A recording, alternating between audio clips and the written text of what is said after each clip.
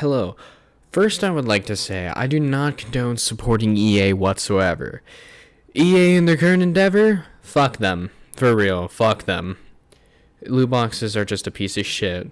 So, yeah, now that that's out of the way, I'm gonna go ahead and give with a review. I myself don't like horror that much, but when horror mixed with good gameplay comes around, might as well give it a try. But what game was that again? Dead Space.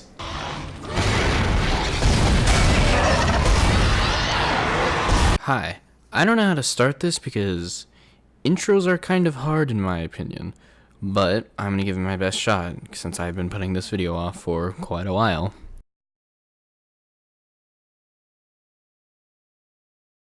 Dead Space, published by EA and made by Visceral Games back in 2008, has some pretty good graphics, especially being played on the 360, but now I'm currently playing on the Xbox One.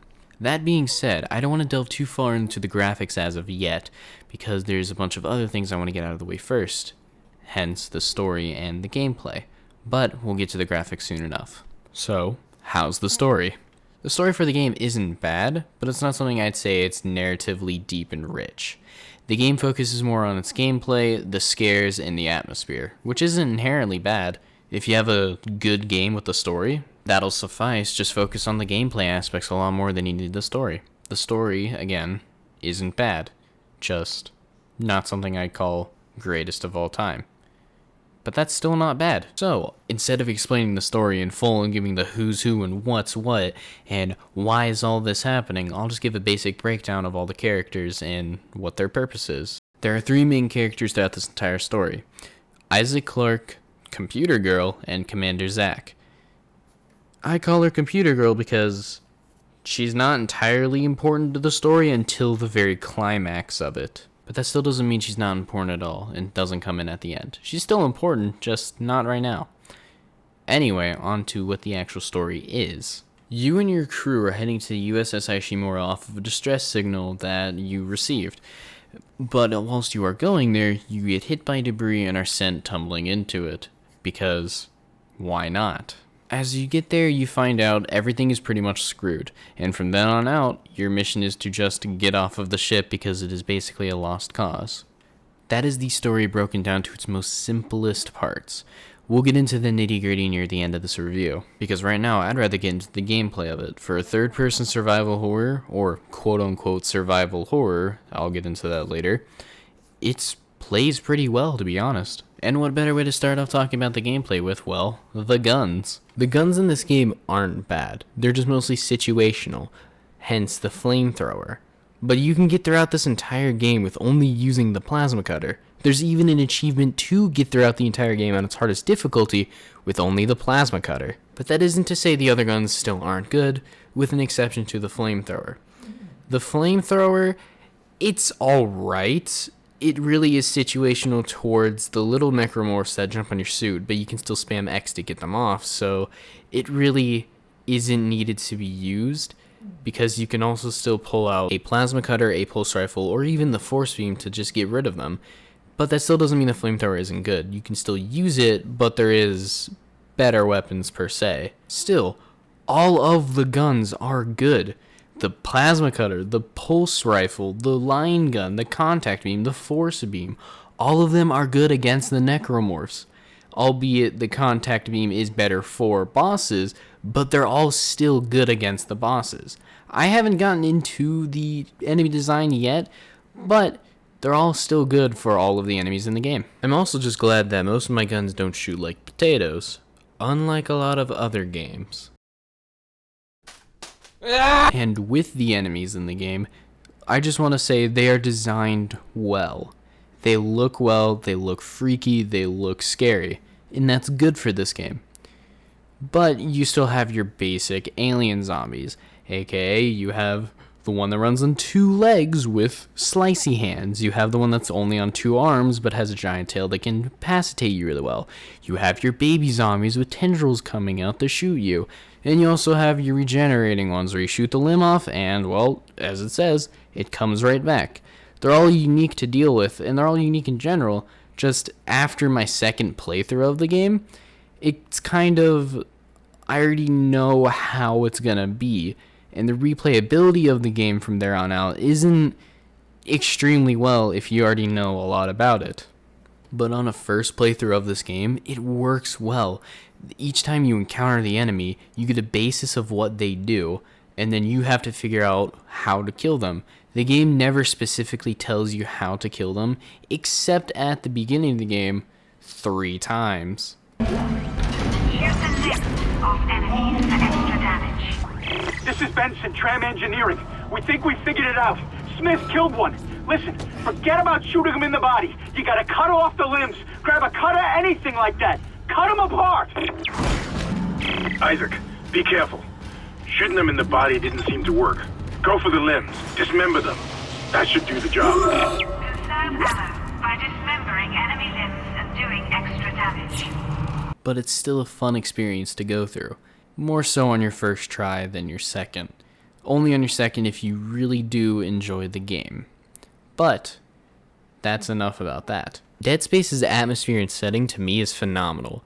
Yet I do have some minor nitpicks about the space part of Dead Space, but thinking about it, they are minuscule, but at the same time, they still hold merit, especially since if you told me that this game was taking place in an underground facility and I had to wear the suit that Isaac Clarke is wearing because of gaseous environments, I still would believe you. Albeit this is a minuscule thing to say, because the story of Dead Space wouldn't have worked without space, but with the low amount of low G environments and actual space, my minuscule kind of thing still holds up. But what I'm glad about is that in future installments, they expanded on space part of Dead Space and didn't just leave it to rot. But we're talking about Dead Space 1, not Dead Space 2 and Dead Space trash. I still glossed over the fact that I don't think space in Dead Space is really that good. But it's mostly because there isn't a lot of actual space. Yes, you have your times that you're kind of forced outside, but that you're still in one hallway that just doesn't have air. Albeit, it's still pretty cool, and you do get to see space, but there isn't enough space to, well, call it Dead Space in my opinion. Still, though, the story would not work if it wasn't in space. Though, I'm glad they gave us Zero-G basketball, and I can't be mad about that. I still haven't really talked about Dead Space's setting and where it takes place and how it feels. Man, I'm really bad at my first video.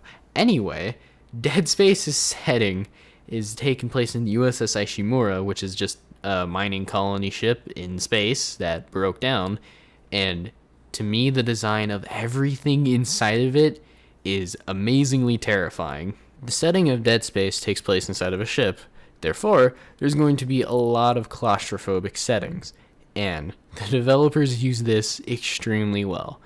Not only that, there's a lot of darkness and a lot of dimly lit areas in the ship, but still, it is used to a great extent. But I think the most important takeaway of Dead Space is the feeling of isolationism. Yes, you are still with Commander Zack. Yes, you are still with Computer Girl. Her name still is not important yet. And there are some various people who, quote-unquote, survived, but ultimately still die. You still have this feeling of isolationism and dread throughout this entire ship. This is further backed by that you only see Commander Zack and Computer Girl through mostly video transmissions and audio transmissions when the video doesn't work. You meet up with Commander Zack roughly 3 times, once in the cockpit, once when he's dying from plants or something, can't really remember correctly, and once where he actually dies. You meet up with Computer Girl roughly twice or so, and then, well, we'll get into what happens with her later. Other than that, you are completely alone in this ship. You are only accompanied by the necromorphs, some visions of your wife, and I say visions specifically, audio logs, text logs, and video logs of the crew and why this happened and pretty much how this happened. The amount of world building that those logs do give, though, is amazing to me. And if you are interested in this game and the story, I would encourage picking up every single one, looking at them, and reading them. Because if you were not to read them, you would miss out on a lot of good world building that this game introduced into its series. But now that I've talked about the logs and I've talked about some of the characters, I think I'm going to talk about the rest of the story, specifically the ending, because to me that's all that really mattered in it. But this is a major spoiler part, so if you don't want to be ruined with the entire ending of the game, skip to this timestamp. Anyway, here I go. After going through all the trials and tribulations throughout the USS Ishimura, we get to the end of the game where you find a scientist, can't remember his name at the moment, and he tells you why all this is happening, how it's happening, and there's a way off of the ship. You and Kendra, which is Computer Girl, who is now important to the story, will now escape, because Zach Hammond is dead. But at the same time, you're still trying to find your wife. But oh no, surprise! Kendra betrays us. She kills the scientist, she takes the ship that all three of you are going to leave on, and explains why she did this and how she's actually working for the military to retrieve the marker to bring it back to Earth so they can study it, research it, restore it, whatever. Because there's a unitology on Earth, which is basically the religion of this game, and it's pretty scary. But then your wife is able to contact you and tell you that she's able to retrieve the ship. She just needs your help, so you go up to her, you activate a button, and you pull Kendra back in. But, so, you and your wife, again, quote unquote, board the ship and go down to the colony. And once you are there, all you do is take the marker from one place, and kinesis module it to another place, and dump it in a hole. But, surprise, surprise, Kendra's on the colony, and she takes it back, basically. Lo and behold, your wife's been dead this entire time. Kendra shows you a video clip from the very beginning of the game, but she plays it in full. It shows your wife dying, and she calls you insane because the hive mind, self-explanatory, for the necromorphs was using her as a conduit or a manifestation of your memories to lure you, Isaac Clarke, to put the marker back where it came from. After Kendra receives the marker, it doesn't take long for you to get back to the ship and meet up with her. But here's the hive mind, and the hive mind yeets Kendra out of the almost cockpit area into a wall and kills her. So, after that happens, you fight the hive mind and you kill the hive mind, and then you get back on the ship with the marker. And to end it all off, you get jump scared by your dead wife. And I don't know if that counts as sequel baiting or not, since I already knew the second game was out. But I'm going to count it as a sequel bait, because, to be honest, that was a pretty good leave-off, and a pretty good jump scare the first time you play it. Overall, the game is pretty good. It's a fantastic game, especially on your first playthrough, not on a second unless you really enjoy the game. Playing through the game for probably the third time, I found it extremely enjoyable again to come back to it and play it again. Sometimes the jump scares got me, sometimes they didn't. But it was still an enjoyable experience, and I recommend everyone to try it out, even if it is buying from EA. We all fucking hate them right now. But even if it is from buying from EA, I recommend trying it. It is an extremely good game. Overall, the game is fun. It feels fine. Its mechanics are fine. Its guns don't feel like potatoes ever. The guns work fine. The enemies are fun to fight. And it's just overall fun and good. I recommend playing it. I recommend buying it. Even if you play by yourself, play with family, play with friends, play with your Discord buddies. It's a good game. And I think with that, I am done talking about Dead Space. And I'm pretty much going to go into a real talk right now.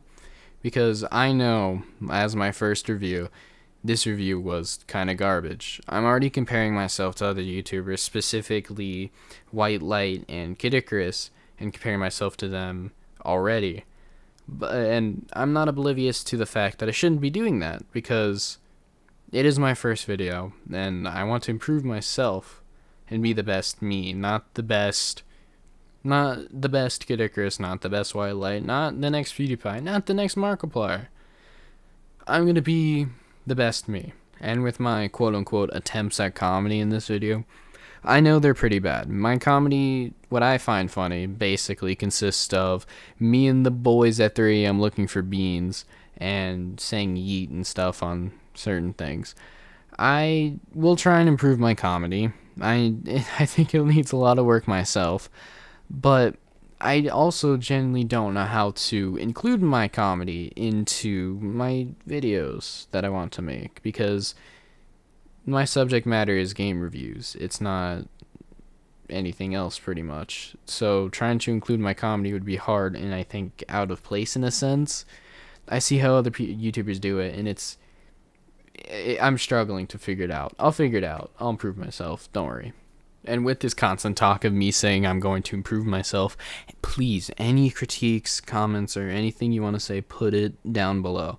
I want to know how to improve my editing, improve critiquing a game, and improve my vocals, basically. I'm not entirely confident in how I speak. I listen to myself and hate myself, basically. And any critiques, please, I want to improve myself. And yes, I do want YouTube to become my job, and I'm not oblivious to everything that YouTube is doing, though. It scares me, and I haven't basically started my channel. I put this entire video off for a year. YouTube basically demotivated me about a year ago on what they were doing, and then I actually got around to recording my Dead Space footage, and my script. I looked back on my script, thought it was absolute garbage. In this entire review, I basically winged it, and I didn't want to do that, but I had to get it out there and start somehow. But I will also be trying streaming, specifically on Mixer, because I don't like Twitch and what they've done. But if Mixer doesn't turn out well, I will be moving to Twitch because, well, Twitch has more viewers, and that's better of a chance. Other than that, I think I'm done rambling, and I'll move on. And with that being said, please subscribe, go follow my Twitter and my Mixer. It will all be linked in the description below. And on November 20th at 6 p.m. Eastern Standard Time on Mixer, I will be streaming Kingdom Hearts Level 1 Critical Mode, specifically Kingdom Hearts 1, and then the rest of them after that. And that'll be a lot of streams, because I will be dying and wanting death, because, Kingdom Hearts Level 1 is ridiculous. Lastly, I hope you enjoyed the video and you brightened up your day a small bit. So, that's it. Have a good day.